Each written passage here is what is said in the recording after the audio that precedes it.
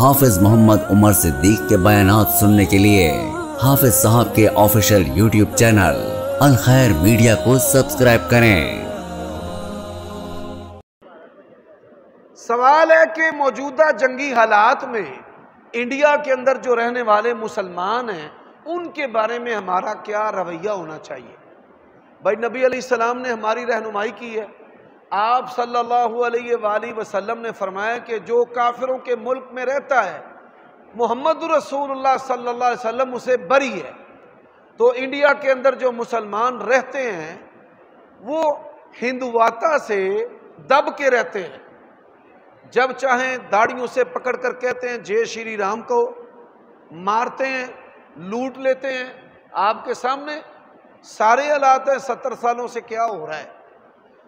کافروں نے مسلمانوں کو کہیں بھی سکون سے رہنے نہیں دیا، نہ بادشاہتوں میں نہ جمہوری ملکوں میں، لیکن جو فتنے انڈیا کے اندر مسلمانوں کے ساتھ ہے اس کی مثال پوری دنیا میں نہیں ملتی۔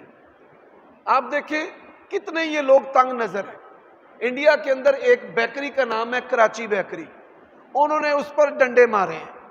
ہمارے گوجرانوالہ شہر میں Jalandhar sweet, Amritsar sweets, Bombay sweet, بھائی آپ جانتے ہیں۔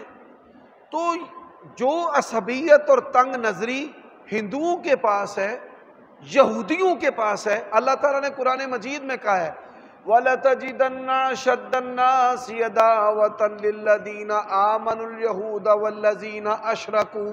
مسلمانوں تمہارے دو طبقے سب سے زیادہ سخت دشمن ہیں، ایک بت پرست ہندو اور ایک جو ہیں یہودی۔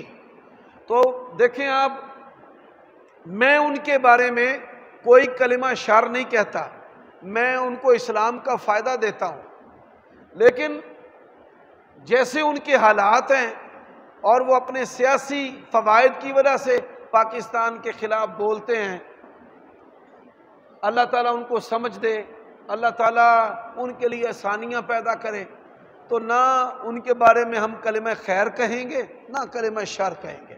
جن حالات میں وہ رہ رہے ہیں بے بس ہیں، ہندوؤں کی قوت سے ڈرتے ہیں، اٹھا لے کے ابھی یہ پہلگام کا واقعہ ہوا ہے، 200 کشمیری مسلمانوں کو انڈین آرمی نے اٹھا لیا شک کی بنیاد پر۔ تو وہ بیچارے جو ہیں وہ ان کے ملکوں میں رہتے ہوئے، اکثریت کے نیچے رہتے ہوئے کیسے وہ پاکستان کے حق میں بول سکتے ہیں۔ بعض لوگ بڑے دلیر ہیں، وہ نہیں بولتے، وہ جھنڈے کے اوپر سے پاؤں رکھ کے نہیں گزرتے، لیکن آپ دیکھیے کہ وہاں لوگ بے بس ہی ہیں۔ تو آپ ان کے بارے میں کوئی کلمہ شر بھی نہ کہیں اور کوئی کلمہ خیر بھی نہ کہیں۔